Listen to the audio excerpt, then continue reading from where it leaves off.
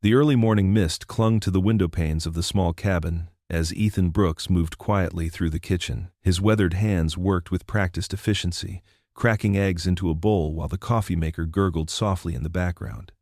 The familiar scent of breakfast filled the modest space, a daily ritual that anchored him in the present when memories of the past threatened to overwhelm. "Dad, you didn't have to make my favorite again."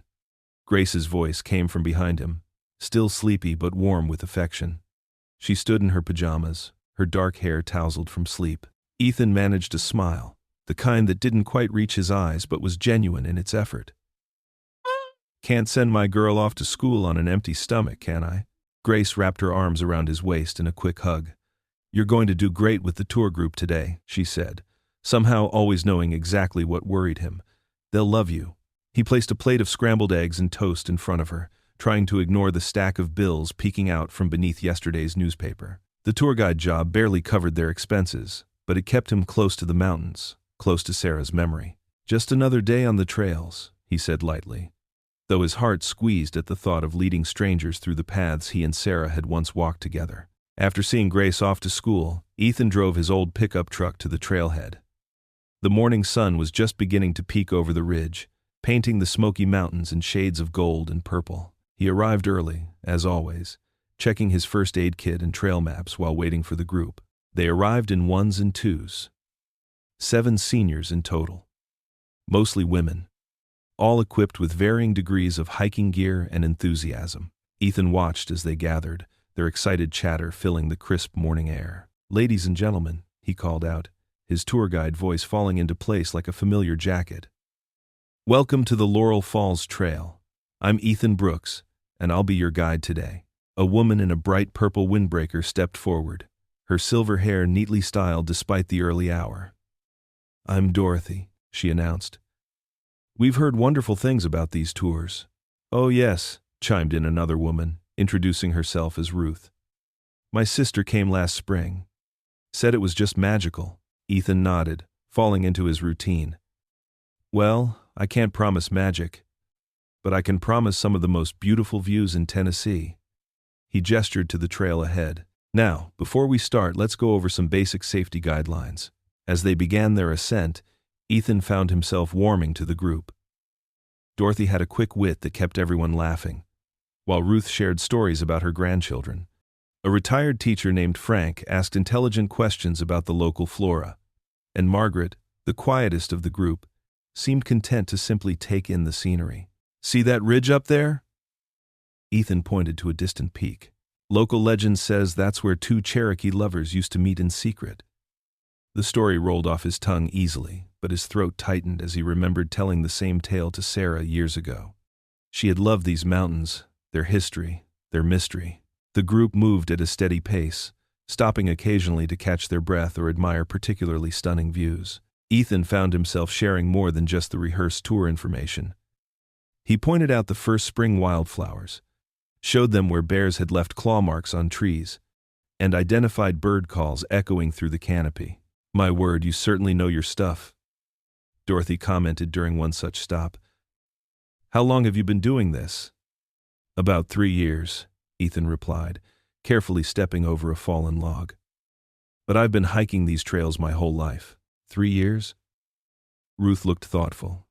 "That would be right after." She trailed off, and Ethan could see the others exchange glances. News traveled fast in small towns, and his story wasn't exactly a secret. "Right after I lost my wife." He finished quietly but firmly. "Sarah loved these mountains as much as I do." A moment of respectful silence followed, broken by Frank's gentle observation. "She must have been quite a woman." "She was," Ethan agreed, surprising himself with how steady his voice remained. "She taught me half of what I know about these trails." As they continued their ascent, the conversation shifted to lighter topics. Dorothy regaled them with tales of her recent cruise adventures, while Ruth and Margaret discovered they had mutual friends in Knoxville. The morning passed pleasantly, the rhythm of their footsteps and easy chatter creating a soothing melody. By lunchtime, they had reached a magnificent overlook. The view stretched for miles, rolling mountains disappearing into the blue horizon. Ethan helped set up their picnic spot, making sure everyone was comfortable on the flat rocks that made perfect natural benches. "Now this," Dorothy declared, unwrapping her sandwich, "is what I call a lunch with a view." The others murmured in agreement. And for a moment, Ethan felt that rare sensation of peace settle over him. The sun was warm on his face, the breeze gentle, and the mountains spread out before them like an endless promise. In moments like these, he could almost feel Sarah's presence, could almost hear her voice carried on the wind. Frank was sharing a story about his days as a high school principal when the first rumble came. It was distant, but distinct, a deep sound that seemed to rise from the earth itself. Ethan's smile faded as he recognized the sound, and his eyes immediately went to the cliffs above them. The peaceful moment shattered like glass, and the warmth of the sun suddenly felt very far away. The first tremor sent ripples through their coffee cups. Ethan's hand froze mid-reach for his sandwich as tiny pebbles skittered across the ground around their feet. The peaceful mountain quiet shattered with a sound like distant thunder. What was that? Martha, one of the elderly tourists, clutched her walking stick tighter. Before Ethan could answer, a deafening crack split the air. His head snapped up toward the cliff face above them. Years of mountain experience told him what was coming before his eyes, confirmed it. Rocks, tons of them, breaking free from the weathered face. "Everyone up! Move! Now!" Ethan's voice carried sharp and clear over the growing rumble. He grabbed Martha's arm, helping her to her feet as larger stones began to rain down around them. The other seniors scrambled up, abandoning their picnic supplies. Dust clouded the air as the rockslide gained momentum. Screams mixed with the thunderous cascade of falling stone. Ethan's mind raced through his options. The main trail was directly in the path of the slide, and the cliff edge blocked their other side. "This way." He gestured urgently, guiding the group toward what looked like a solid rock wall. Hidden behind a curtain of vines, a narrow crevice opened into a path, one he'd discovered years ago during a quiet afternoon exploring with Sarah. The memory of his late wife flashed through his mind as he helped the first terrified seniors through the gap. "Single file. Hold the shoulder of the person in front of you." Ethan's calm voice cut through the chaos. He counted heads as they filed past. 7, 8, 9. "Betty, take those few steps carefully." That's it, just like that. The hidden path twisted through the rock face, barely wide enough for one person. The sound of falling rocks grew more distant as they pressed deeper into the mountain's protection. Ethan brought up the rear, one hand touching the cool stone wall, the other ready to steady anyone who stumbled. "I can't see!" someone called out in panic. "That's okay, Mrs. Chen. Just keep moving forward. I promise you this path leads to safety." Ethan's steady voice echoed in the dim passage. "We're all going to be fine. Just a little further." A few of the seniors were crying softly, others muttering prayers. The group moved slowly but steadily through the darkness, their shuffling footsteps echoing off the close walls. Ethan kept up a steady stream of encouraging words, using his voice to anchor their courage. "Almost there, folks. See that light ahead? We're nearly out." The passage gradually widened, and daylight filtered in through cracks above. As they emerged on the other side of the ridge, the full impact of what they'd escaped became clear. A massive cloud of dust rose from where they'd been sitting just minutes before, the picnic spot now buried under tons of rock. "Is everyone here?" Ethan did another head count, his heart pounding. "Any injuries?" "Just scraped my knee, Bill," a retired teacher reported shakily. "But I'd rather have a scraped knee than be under those rocks." Martha was trembling, tears streaming down her dust-covered face. "You saved our lives, Mr. Brooks. How did you know about that path?" Ethan helped her sit on a fallen log, his throat tight with emotion. "My wife and I found it years ago. She always said it might come in handy someday." His voice caught slightly. Guess she was right. In the distance, sirens wailed, growing closer. The group huddled together, still shaken but safe. Mrs. Chen, the oldest at 82, reached out and squeezed Ethan's hand. "Your wife would be proud of you today, young man." 10. The first emergency vehicles appeared on the lower road, red lights flashing through the trees. As paramedics made their way up the slope, Ethan stepped back, letting them take over. His hands were shaking now that the immediate danger had passed. "There he is," Martha's voice rang out. "That's the man who saved us." She was talking to a reporter who had arrived with the emergency crews, pointing at Ethan with fierce pride. A camera flash caught him by surprise. Ethan blinked, suddenly aware of all the attention turning his way. Another flash, then another. The reporter was saying something about heroism and quick thinking, but Ethan barely heard the words. For years he'd moved through life like a shadow, going through the motions of his tours, trying to be strong for Grace while carrying the weight of his grief. But now, standing there with dust in his hair and grateful faces turned toward him, something shifted inside his chest. The seniors he'd led to safety weren't looking at him with pity, the way so many had since Sarah died. Their eyes held something else: respect, gratitude, and genuine warmth. Mrs. Chen was still holding his hand, patting it gently like a proud mother. "Mr. Brooks." The reporter approached, notebook in hand. "Would you mind telling us how you managed to get everyone to safety?" Ethan stood straighter, feeling the warm mountain sun on his face. For the first time in 3 years, he didn't feel like just another face in the crowd, just another tour guide going through the motions. He felt present, solid, real, like someone who mattered. Bill's voice carried from where the paramedics were checking him over. "He's not just a tour guide, he's our hero." The word hero echoed in Ethan's mind as more cameras flashed. He thought of Sarah, of the day they'd discovered that hidden path, of her laugh when they'd emerged on the other side covered in dust. Somehow, even now, she was still helping him save lives. Morning sunlight streamed through the small kitchen window of the Brooks cabin as Ethan flipped pancakes on their worn electric griddle. The familiar scent of coffee and maple syrup filled the air, mixing with the sound of the morning news from their old TV set in the living room. And in local news, the reporter's voice carried into the kitchen: a dramatic rescue on Thunder Peak yesterday when tour guide Ethan Brooks saved a group of senior citizens from a dangerous rockslide. Grace bounced into the kitchen, her dark hair still messy from sleep. "Dad, you're on TV again." She grabbed her plate of pancakes and hurried to the living room. Ethan followed more slowly, watching as his daughter's eyes lit up at the footage of him being interviewed after the rescue. On screen, dust still clung to his jacket as he modestly described the event. "It was just doing what needed to be done, TV," Ethan said, looking uncomfortable with the attention. A knock at the door interrupted their breakfast. Mrs. Chen from next door stood on their porch holding a freshly baked apple pie. "For our local hero," she said with a warm smile. "What you did yesterday was remarkable, Ethan. Thank you, but really, it wasn't." Ethan started. "Don't you dare say it wasn't anything special," Mrs. Chen scolded gently.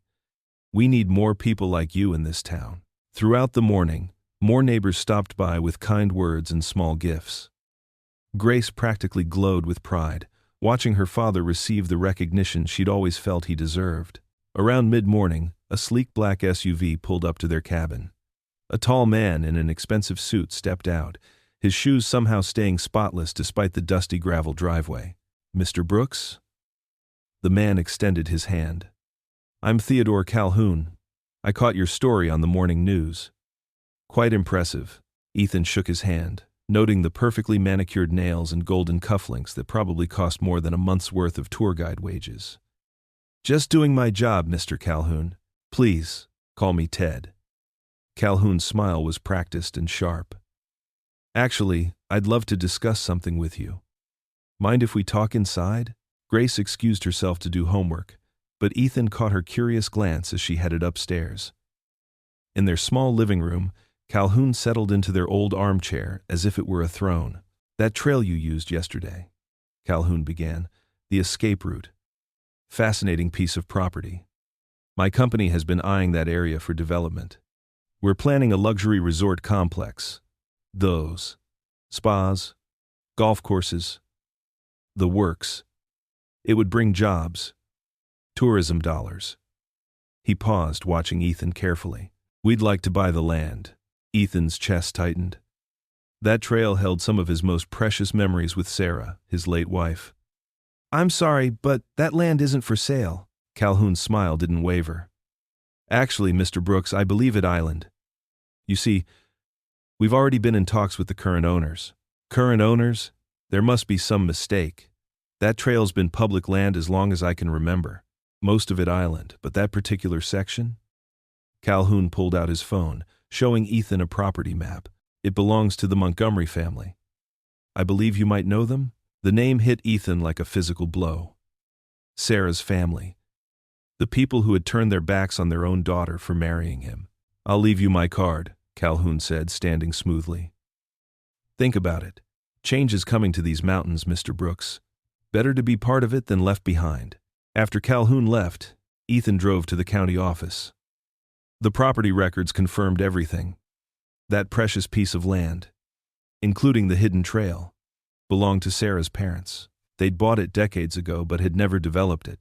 Ethan sat in his truck outside the office, gripping the steering wheel until his knuckles turned white. The Montgomerys had made their feelings clear at Sarah's funeral 5 years ago, standing at the back of the church, refusing to speak to him or even look at Grace.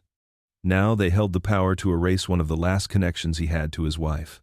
That evening, after a quiet dinner, Ethan went through the familiar routine of tucking Grace into bed, though at 15 she was really too old for it.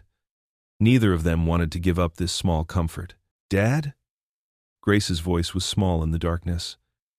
Are we going to lose Mom's trail?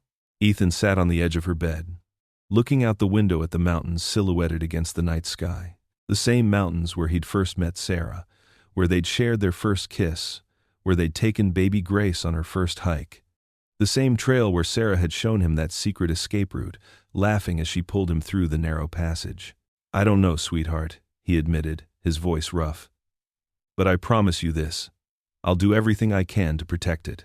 Grace reached for his hand, squeezing it tight. In the dim light, she looked so much like her mother it made his heart ache. I know you will, Dad. You always keep your promises. The morning sun painted golden streaks across the mountain trail as Ethan led his new group of tourists. Something felt different today. The usual chatter of hiking poles against rocks and breathless small talk was peppered with whispers and pointing fingers. A woman in her 60s nudged her friend, not quite hiding her excitement. That's him, the guide from the news, the one who saved all those people yesterday. Ethan kept his eyes on the path ahead, his cheeks warming. He wasn't used to this kind of attention. Usually, he blended into the background, like the gray-brown bark of the old oak trees that lined the trail. Watch your step here, he called out, helping a gentleman over a particularly tricky route. The man gripped his hand with unexpected warmth. My sister was in your group yesterday, the man said. She called me last night. Couldn't stop talking about how calm you were during the rockslide. Said you knew exactly what to do. Ethan nodded modestly. Just doing my job, sir. But it wasn't just that one comment. Throughout the morning, tourists approached him with similar stories. They asked for pictures, treated his every word about trail safety like gospel, and watched him with a respect he hadn't experienced since before Sarah passed. When the tour ended and the new group dispersed, Ethan was surprised to find several familiar faces waiting by his truck. They were from yesterday's group, the ones he'd led to safety. Mrs. Peterson, with her silver hair and floral hiking vest, stepped forward first. Mr. Brooks, she said, her voice firm despite her age. We've been talking, and we want to help you fight this developer nonsense. Ethan blinked. How did you? Small town. Mr. Rodriguez. Another senior from yesterday's group chuckled. News travels fast, especially when some fancy suit is sniffing around our mountains. The group gathered closer, forming a loose circle around Ethan. Mrs. Peterson pulled out a small notebook, its pages already filled with neat handwriting. I used to be on the city council in Denver, she explained. And Tom here, she gestured to a tall man with kind eyes, was an environmental lawyer before he retired. We've got ideas, Mr. Brooks. For the next hour, they stood in the parking lot, sharing thoughts and strategies. Tom explained the basics of land use laws, while Mrs. Peterson outlined the importance of community involvement. Others chimed in with connections they had in local government or media. First thing you need, Mrs. Peterson declared, is a community meeting. Get people invested. Show them what they stand to lose if this developer wins. Ethan ran a hand through his hair, overwhelmed by their enthusiasm. I wouldn't even know where to start. Dad, Grace's voice carried across the parking lot. She was walking up from the bus stop, her backpack slung over one shoulder. When she reached the group, she studied their determined faces. What's going on? Ross. Ethan explained the situation, watching his daughter's expression shift from curiosity to fierce determination. We have to fight this, Grace said, her voice steady. Mom loved these trails. Remember how she used to say they were like the veins of the mountain? Something caught in Ethan's throat. These days, Grace reminded him more and more of Sarah, not just in looks, but in spirit. I can help with the flyers, Grace continued. We learned about graphic design in computer class. And I can post about the meeting on social media. That's where everyone gets their information now. The seniors beamed at Grace, and Mrs. Peterson reached out to squeeze her hand. Your daughter's got the right idea, Mr. Brooks. Let's put those tech-savvy skills to work. That evening, Ethan and Grace sat at their kitchen table, surrounded by paper and markers. Grace had convinced him that handmade flyers would feel more personal than printed ones. She worked carefully on each one, adding small drawings of mountains in the corners while Ethan wrote out the details. Community meeting. Save our mountain trails. Thursday, 7 p.m. First Baptist Church basement. Do you think anyone will come? Grace asked, not looking up from her drawing. Ethan watched his daughter's hands move across the paper, steady and sure. I don't know, sweetheart.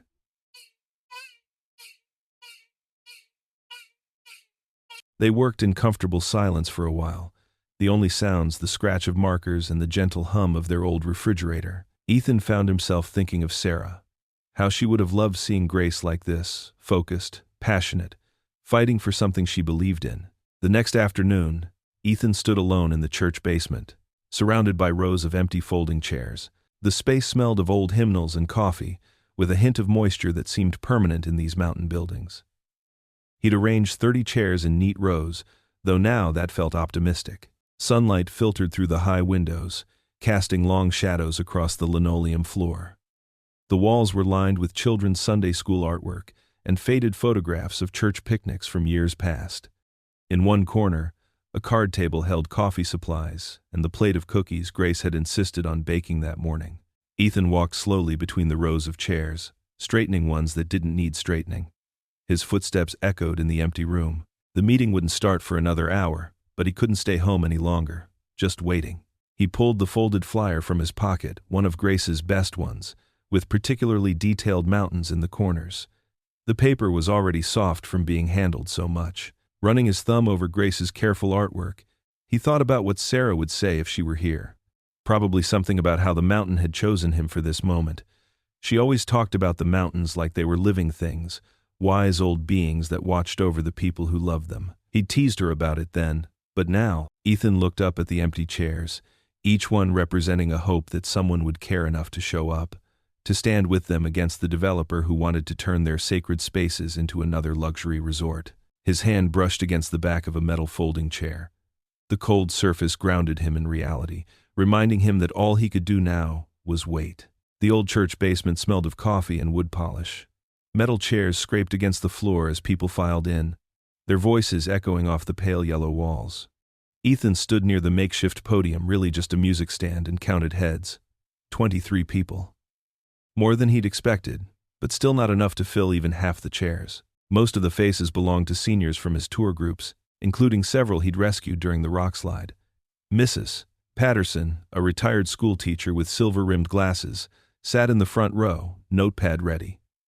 Next to her, Mr. Chen, who always carried peppermints in his jacket pocket, gave Ethan an encouraging nod. Grace busied herself at the refreshment table, arranging store-bought cookies on paper plates. She'd insisted on coming, saying, "Dad, you're not doing this alone."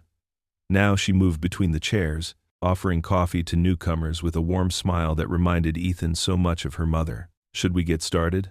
Mrs. Patterson asked, tapping her pen against the notepad. Ethan cleared his throat. His palms felt sweaty, and he wished he'd prepared better notes. But as he looked at the kind faces before him, something settled in his chest. These people had shown up. They cared. "Thank you all for coming," he began, his voice steadier than he'd expected. "I know many of you have walked these trails with me. You've heard the stories, seen the wildflowers in spring, watched the sunset paint the rocks gold." Mrs. Patterson raised her hand. "May I say something?" At Ethan's nod, she stood, turning to face the group. I've lived here 43 years, and those trails are more than just paths through trees. They're where my late husband proposed, where my grandchildren saw their first deer. Mr. Brooks here, Ethan, he doesn't just show us the way. He helps us remember why these mountains matter. A murmur of agreement rippled through the room. Mr. Chen stood next. Last week, this man saved our lives. But he's been saving pieces of our hearts for years, showing us beauty we'd forgotten to see. More voices joined in. Mrs. Rodriguez described bringing her grandchildren to see the spring wildflowers. Mr. Turner talked about photographing sunrise from Ethan's favorite overlook. Each story built on the last, weaving a tapestry of shared memories and love for the land. Ethan felt something expanding in his chest, hope, maybe, or courage. He started explaining about the developer's plans, about what would be lost if luxury condos replaced the ancient trees and hidden paths. The door at the top of the stairs creaked. Margaret Hayes stood there, her slim figure silhouetted against the evening light. The room fell silent as she descended, her heels clicking sharply on each step. She looked exactly as Ethan remembered, elegant, controlled, her gray-streaked hair pulled back severely from her face. "Well, isn't this touching?" Her voice cut through the warm atmosphere like winter wind. My little sister's widower, playing hero and rabble-rouser. Ethan's throat tightened. "Margaret. Don't."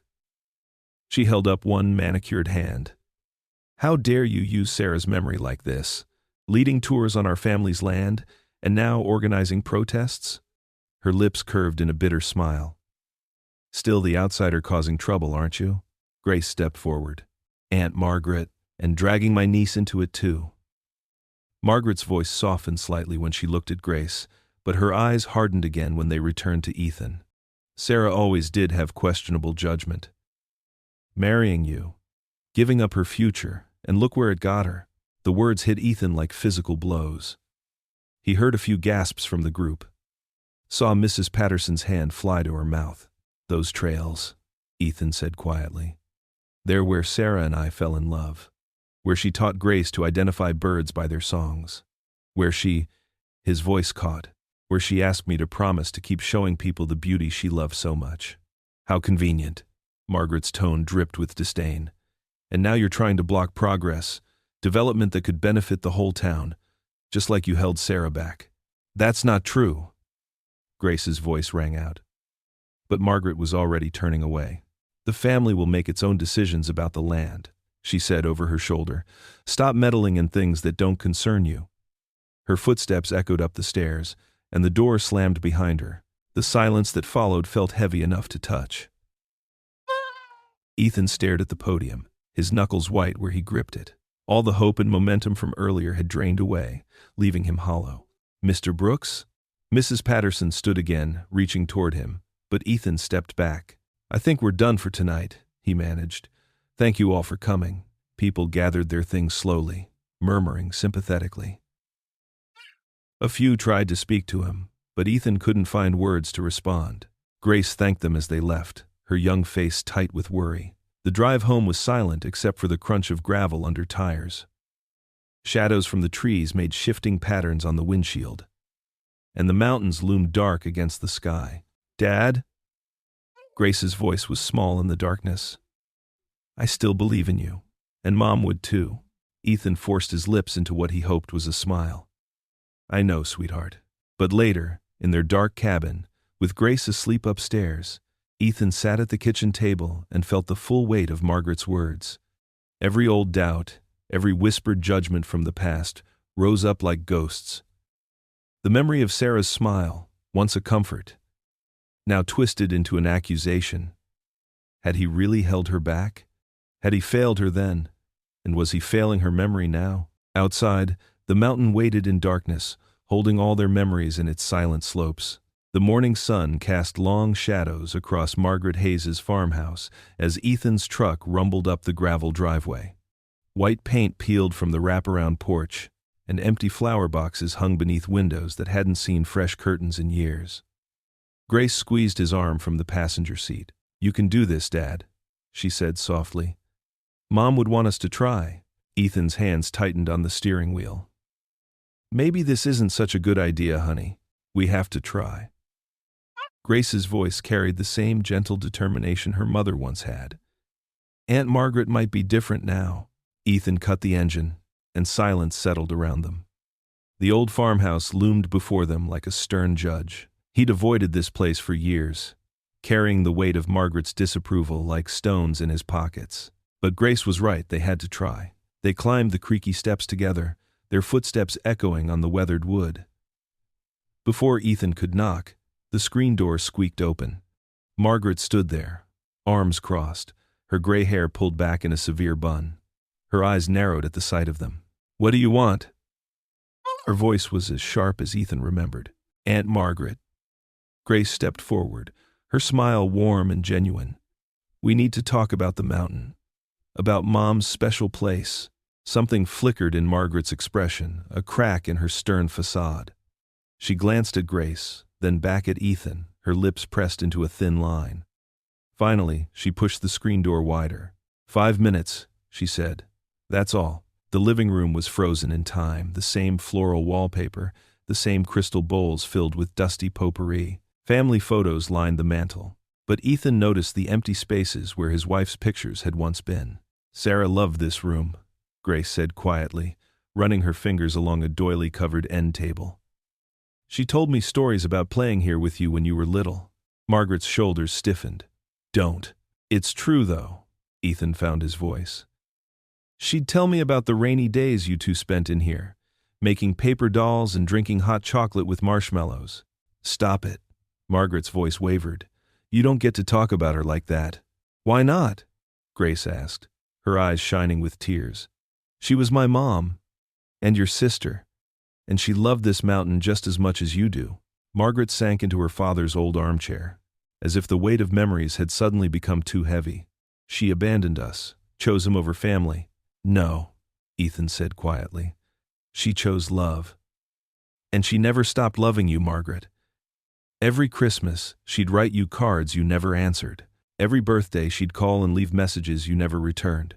She was going to name this baby Margaret," Grace added softly, touching her aunt's hand. "But then I came early, and Mom was so sick. She named me Grace instead, because she said that's what she needed most, Grace to heal all the broken pieces in our family." A tear rolled down Margaret's cheek.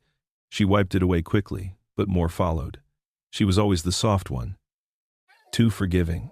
"She was strong," Ethan corrected gently. "Strong enough to love despite everything. Strong enough to see past differences that didn't matter. The night before she died," Grace continued, "Mom took me up that trail. She showed me where you two used to pick blackberries as girls. She said it was her dream that someday we'd all pick berries there together." Margaret's hands trembled as she reached for a tissue. "That developer, he wants to tear it all down. Put up vacation homes where we used to play. Help us stop him," Ethan said. "Not for me, for Sarah. For Grace. For all the memories that deserve to stay alive on that mountain." Silence filled the room like morning fog. Margaret looked at Grace, really looked at her for the first time. "You have her eyes," she whispered. "Her smile, too. Will you help us?" Grace asked. "Please, Aunt Margaret?" Margaret stood slowly, walking to the mantel. From behind a porcelain angel, she pulled out a faded photograph, Sarah and Margaret as teenagers, arms around each other, grinning beside a blackberry bush. "I'll think about it," she said finally. "No promises." On the drive home, Ethan stopped at the county records office. While Grace waited in the truck, he found something unexpected, a legal document showing that part of the trail had been set aside in a trust. Sarah's name was on it, which meant Grace, as her heir, had a claim to the land. That evening, Ethan and Grace sat on their cabin porch, watching fireflies dance in the gathering dusk. The paper from the county office lay between them, a beacon of possibility. "Do you think Aunt Margaret will really help?" Grace asked, leaning her head on his shoulder. "I saw something change in her today," Ethan replied. "Your mother always said Margaret's heart was like this mountain, hard on the outside, but full of hidden springs of kindness." Mom was right about a lot of things. Yes, she was. Ethan wrapped an arm around his daughter, breathing in the sweet mountain air. For the first time since Sarah's death, hope didn't feel like a betrayal. It felt like a promise, one he intended to keep. The fireflies blinked like stars fallen to earth, and somewhere in the distance, a whippoorwill called. The mountains stood dark against the purple sky, ancient and patient, waiting to see what tomorrow would bring. Dark clouds loomed over the Smoky Mountains as Ethan adjusted his jacket collar, watching people gather at the trailhead. The morning had started hopefully, dozens of townsfolk arriving with handmade signs reading "Save Our Heritage and Protect Our Mountains." The senior tour group he'd rescued weeks ago formed the heart of the crowd, their white hair bright against colorful rain jackets. "Quite a turnout," said Mrs. Anderson, one of his regular hikers, clutching a sign decorated with pressed wildflowers. "We're all here for you, dear." Ethan managed a tight smile, his stomach churning with responsibility. Grace stood nearby, passing out bottles of water and trail mix to the protesters. She caught his eye and gave him a thumbs up. The group began their march along the threatened trail, their voices rising in familiar hymns that echoed through the trees. Amazing grace floated on the morning air as elderly couples walked arm in arm, young families pushed strollers, and children skipped along the path's edge. "This is the way," Ethan called out, leading them past the stone markers he knew by heart. "Watch your step here."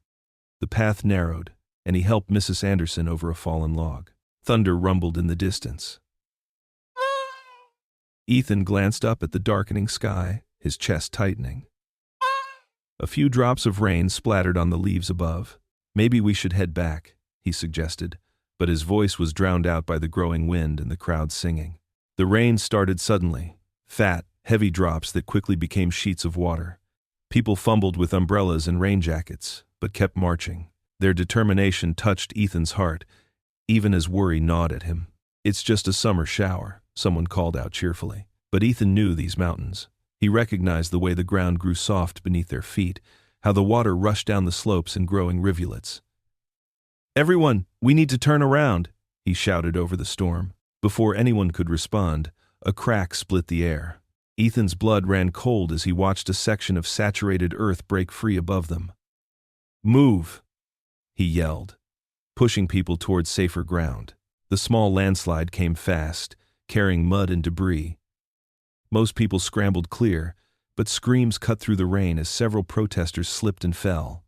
Ethan's heart pounded as he helped pull an elderly man from the mud. Mrs. Anderson lay nearby, clutching her ankle, her flower-decorated sign crushed beneath the wet earth. Through the chaos, camera lights flashed. Local news crews who'd come to cover the protest now captured images of injured townspeople being helped down the mountain. Ethan caught sight of Mr. Calhoun standing beneath a large black umbrella, speaking into a reporter's microphone. "This is exactly what we warned about," Calhoun's voice carried clearly despite the storm. "These trails are dangerous, without proper development and safety measures. And now this tour guide has recklessly led innocent people into harm's way. Again." The words hit Ethan like physical blows. He watched helplessly as paramedics arrived, treating scrapes and sprains. The protest signs lay scattered and muddy, their messages running in the rain. "Mr. Brooks." A reporter thrust a microphone toward his face. "How do you respond to accusations that you endangered these people's lives?" Ethan stepped back, water dripping from his hair. "I was trying to," but his voice failed him. In the background, he could hear Calhoun continuing his interview. First the rockslide with the tour group, now this. "We need proper development to make these areas safe. Mr. Brooks clearly doesn't understand the responsibility he holds." One by one, the protesters left the mountain. Some couldn't meet Ethan's eyes. Others offered weak smiles that felt like pity. Even the seniors who'd stood so firmly behind him looked uncertain now. The drive home passed in a blur. Ethan's wet clothes clung to him as he sat in his truck, Grace quiet beside him. When they reached their cabin, he walked straight to the kitchen table and sank into a chair, his head dropping into his hands. The familiar creak of floorboards told him Grace was moving around the kitchen. He felt her drape something warm and soft across his shoulders, the old blanket his wife had crocheted years ago. Her small hand rested on his back. "Don't give up, Dad," Grace whispered, her voice steady and sure despite everything they'd just witnessed. Ethan's shoulders shook, but he couldn't find any words to answer his daughter's faith in him. The rain continued to pour outside, washing away the last traces of hope he'd allowed himself to feel. The morning after the disastrous protest, Ethan sat in his workshop behind the cabin, methodically cleaning mud from his hiking boots. Rain pattered softly on the tin roof, matching his somber mood. Scattered around him lay ropes, carabiners, and torn backpacks, casualties from yesterday's chaos that needed mending. His phone buzzed again on the workbench. The screen showed 5 missed calls from community members, but Ethan couldn't bring himself to answer. What could he possibly say after leading them into danger? The image of Mrs. Anderson being helped down the muddy slope, her arm in a makeshift sling, haunted him. The workshop door creaked open, and Grace stepped in, carrying 2 steaming mugs of coffee. Her eyes held that knowing look that reminded him so much of her mother. "People have been asking about you," she said, setting one mug beside him. "They're worried." Ethan focused on scrubbing the boot in his hands. "They should be worried about staying away from me. Seems I bring nothing but trouble these days. Dad." Grace's voice carried a sharp edge he rarely heard. "Stop it. You're better than this." He set down the boot, unable to meet her gaze. "Better? I nearly got people hurt yesterday. Calhoun was right. I was reckless. No." Grace pulled up a wooden stool and sat across from him. "What's reckless is hiding here while people who believe in you wonder if you've given up. They need your courage, Dad, not your silence." Before Ethan could respond, a knock echoed from the main house. Grace gave him a meaningful look and left the workshop. Ethan returned to his boots, determined to avoid whoever had come calling. Minutes later, voices drifted through the workshop walls. He recognized Mrs. Anderson's distinctive laugh, followed by several others. Grace's footsteps approached again. "Dad," she called through the door. "You have visitors, and you're going to want to hear what they have to say."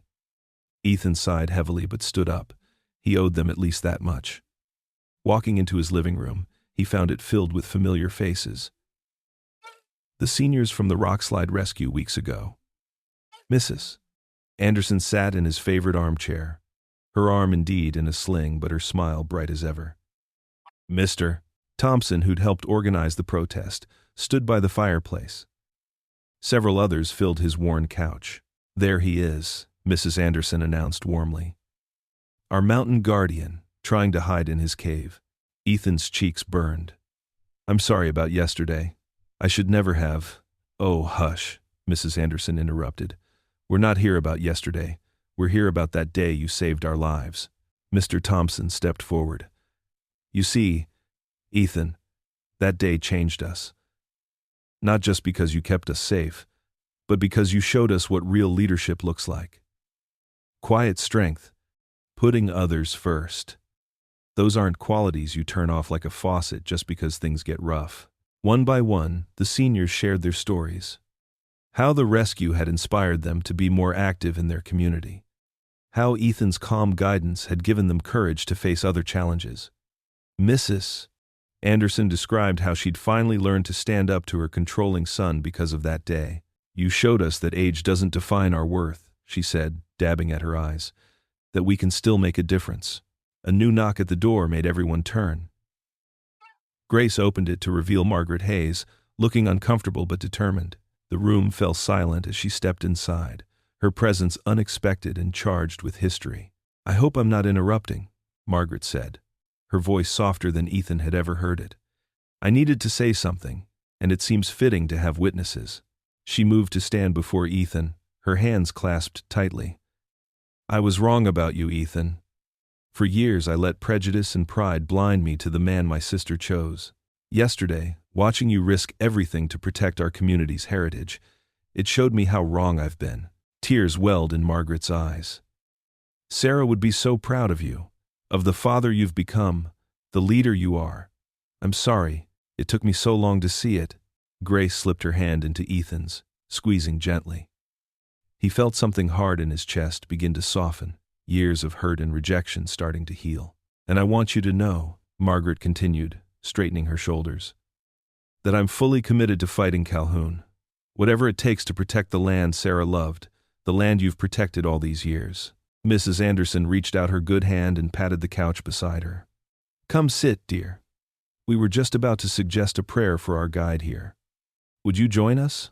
Margaret's smile trembled as she sat. The others shifted closer, forming a circle in the small living room. Mr. Thompson began the prayer, his voice deep and steady. One by one, others added their own words of gratitude and hope. Ethan stood in their midst, Grace's hand still in his, and felt something he hadn't experienced since Sarah's death, the pure, sustaining power of community and faith. As the prayers continued around him, he felt his strength returning, not like a sudden flood but like a mountain spring, steady and clear and unstoppable. In that moment, surrounded by these unlikely allies, Ethan knew the fight wasn't over. With their support and his renewed determination, he could face whatever challenges lay ahead. The town hall's wooden benches creaked under the weight of what seemed like the entire community.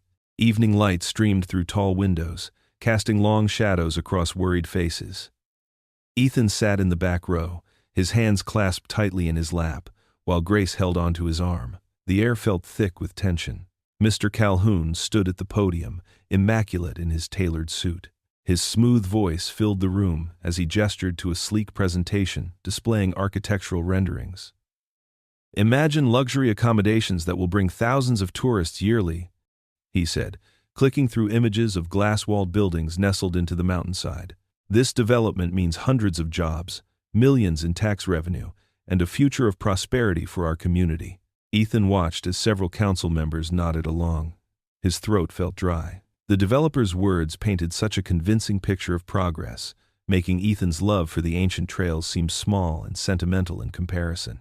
"We're not just building hotels," Calhoun continued, his smile confident. "We're building a legacy of growth and opportunity. Who wouldn't want that for their children?" the crowd murmured. Ethan felt Grace's grip tighten on his arm. Then, movement caught his eye. Margaret Hayes stood up from her seat in the front row, her gray hair neat as always, her spine straight with determination. "I would like to speak," she announced, her voice clear and strong. The room hushed. Everyone knew the Hayes family name and their influence in the community. Margaret turned to face the crowd, her eyes finding Ethan's. "Many of you know me," she began, "and many of you know that I've spent years holding on to bitterness and prejudice." She paused, her voice wavering slightly. "My sister, my beautiful, brave sister, married a man I refused to accept. I let my pride separate me from her happiness, her life, and eventually, from saying goodbye before she passed." Tears glistened in her eyes, but she continued. "That man is Ethan Brooks, the same man who recently saved lives on that mountain trail, the same man who has quietly guided countless people safely through our wilderness for years. The same man who loved my sister so completely that he still honors her memory by protecting the land she cherished." A few people dabbed at their eyes. Ethan felt his own vision blur as Margaret spoke directly to him. "Ethan, I was wrong. So terribly wrong. My sister saw what I refused to see. Your strength, your gentleness, your integrity. This mountain wasn't just a place to her. It was where she found love, where she found family. We can't let that be destroyed for profit." The silence in the room felt electric. Ethan slowly stood, his legs shaky but his heart suddenly strong. He walked to the front, past Calhoun's frowning face, and faced his neighbors. "I'm just a guide," he began softly, then cleared his throat. "That's what I've told myself for years. Just a man who shows people the paths others built. But these trails, they're more than dirt and rock. They're the footsteps of generations. They're where children first learn to climb, where elderly couples hold hands and remember their youth, where families make memories that last lifetimes." His voice grew stronger. "My wife understood that. She used to say that mountains don't belong to us. We belong to them. They shelter us, teach us, remind us how small and how strong we can be." When that rockslide happened, it wasn't just my knowledge that saved those people.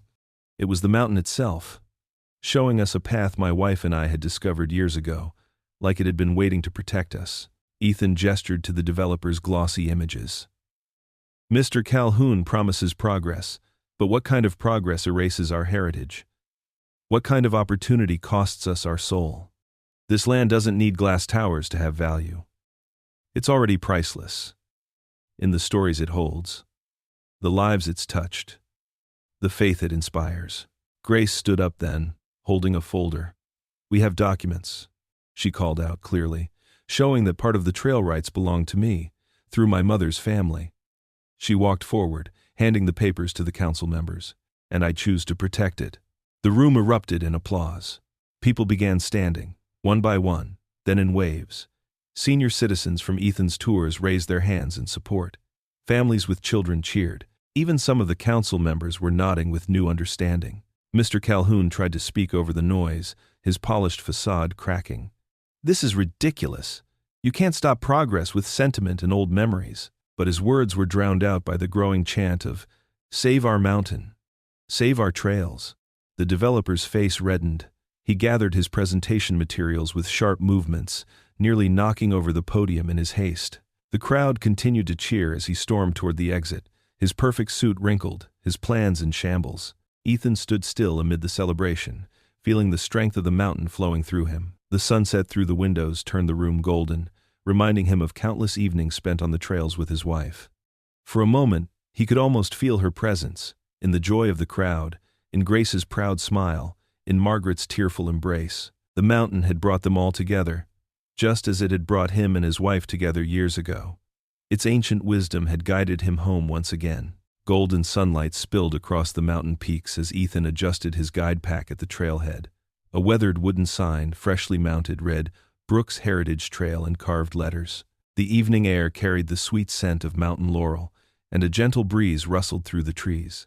"Welcome, everyone," Ethan addressed the gathering crowd, his voice warm and confident.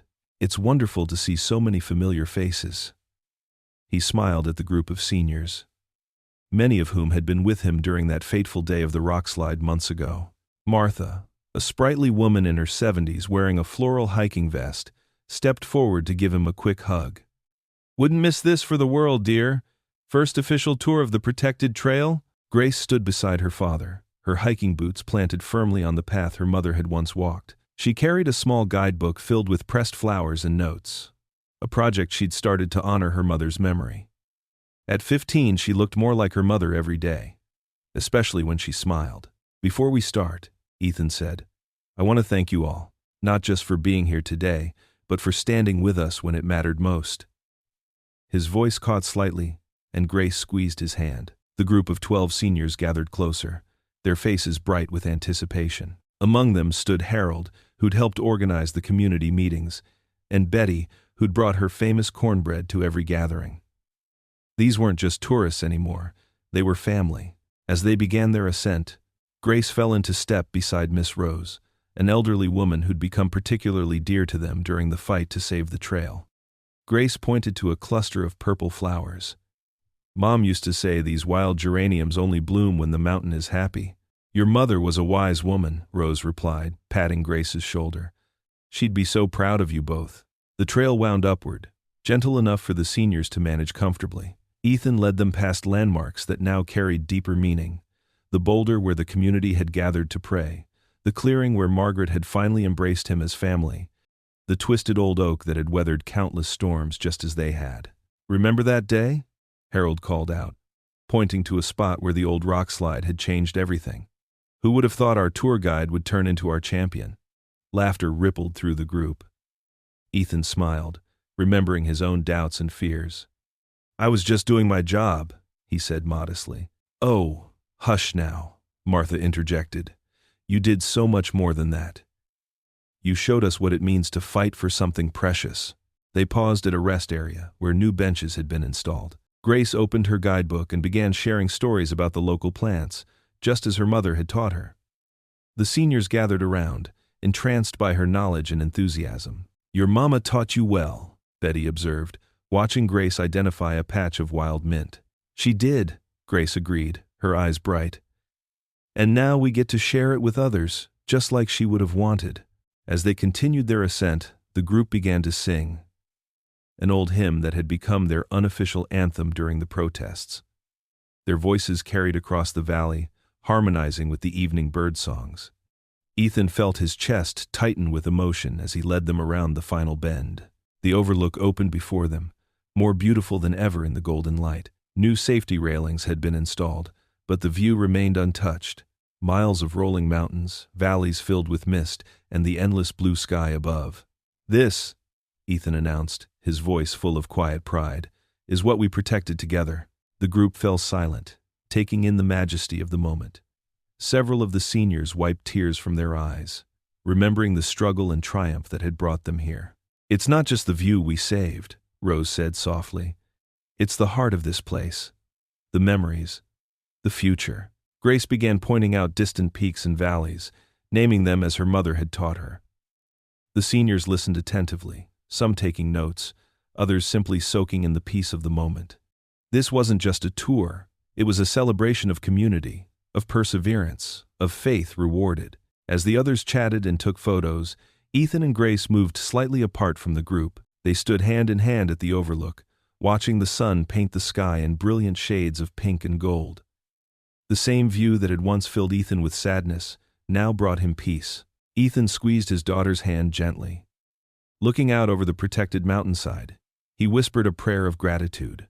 For the first time since losing his wife, he felt truly whole. The mountain that had witnessed his grief now stood as a testament to healing, to the power of ordinary people united in faith and purpose. The trail was safe.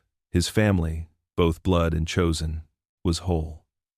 And finally, after so many years of carrying the weight of loss, his heart was free. And the question remains, has Ethan truly secured his legacy, or has the fight only just begun? Thank you for spending your time with this story today. It means the world to know you walked this journey with Ethan, Grace, and their community. I'd love to hear from you. Share where you're watching from in the comments, and tell me what part of this story touched your heart the most. If you believe in the power of stories that inspire hope, faith, and second chances, I invite you to subscribe and join our growing family here. Together, we can keep sharing tales that remind us of what truly matters. And until we meet again, know this: you are seen, you are valued, and your story matters too. Stay strong, stay kind, and never stop believing in the light beyond the storm.